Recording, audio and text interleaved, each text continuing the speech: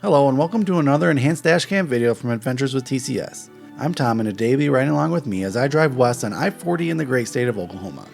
To all my first time visitors, I'd first of all like to say welcome, and if you enjoy this video, I'd love it if you could hit that like and subscribe button, which is, believe it or not, an enormous help in me being able to create more videos just like this one. I'd also encourage you to leave a comment on this video, and I do my honest best to try to reply to all of them as soon as I can. So this video begins as we start day 2 by leaving Oklahoma City on Interstate 40. We'll follow I-40 west towards Texas as the sun begins to rise on this beautiful day. This video will come to an end as we pass through Weatherford, Oklahoma. This video is from the second day of my 10-day adventure to California and back, which will include video from a handful of national parks and monuments, as well as over 6,000 miles of dashcam footage from states like New Mexico, Arizona, and Nevada, just to name a few, so make sure you're subscribed so you don't miss anything. But for now, I'm going to keep driving west on I-40 in central Oklahoma.